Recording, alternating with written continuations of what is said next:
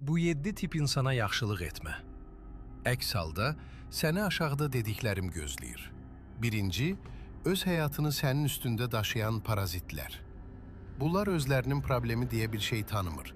Sən problemlərini həll edirsən, onlar rahat yaşayır. Bir dəfə kömək edirsən, adət edir. 2 dəfə kömək edirsən, tələb edir. Bu insanlara yaxşılıq etmək, öz boynuna kəndir salmaqdır. İkinci, ömür boyu qurban rolu oynayan dram xəstələri. Həmişə yazıq mən rolu oynayırlar. Hər şey onlara pis olur. Hər kəs onlara borçludur. Sən kömək edirsən, o isə içindən belə deyir. Onsuz da etməliydin. Bu tip insanı xilas etməyə çalışma, yoxsa onun dramında aktyora çevriləcəksən.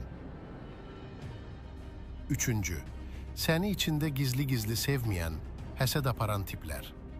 Bu adamın gülümsəməsinə inanma, içindən sənə nifrət edir. Sən ona yaxşılıq edirsən, o isə belə düşünür. Sən özünü mənə göstərirsən. Bu insan sənin yaxşılığını zəhərləyir. Həsəd aparan adama yaxşılıq etmək, ilanı süd ilə bəsləməkdir. 4.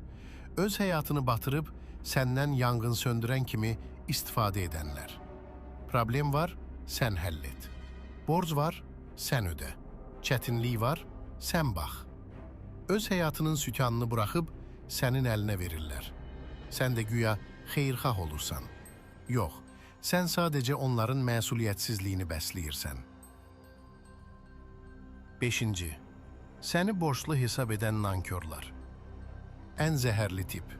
Sən nəsə edirsən, sağ ol deməyə belə ehtiyac görmürlər. Çünki beyinlərində bir cümlə var. Sən etməliydin. Bu insanlara yaxşılıq özünü ucuzlaşdırmaqdır. Onların gözündə dəyərin sıfırdır. 6. Səni günahkar hiss etdirən manipulyatorlar. Hər şeyə bir bəhanə tapırlar. Gec etdin, az etdin. İstəsən daha yaxşısını edə bilərdin. Sənin yaxşılığından sənə qarşı istifadə edirlər. Bu artıq kömək deyil, psixoloji tələyə düşməkdir. 7. Sənin yaxşılığını kiçik göstərən egoistlər. Bu insanlar belə deyir. Nə olmuşdu ki?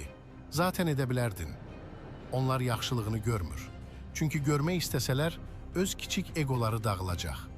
Ona görə səni aşağı çəkmək onlar üçün müdafiə üsuludur. Bu tip insanlara yaxşılıq etmək, özünə hörmətsizlik etməkdir. Yaxşılıq gözəldir, amma hər kəsə görə deyil. Sən yaxşılıq edirsən, amma qarşıdakı insan səni yem kimi görürsə, dayan. Yanlış insana edilən yaxşılıq səni axmaq kimi göstərir. Unutma, yaxşılıq dəyərli insana ediləndə yaxşılıqdır. Dəyərsiz insana ediləndə istismardır.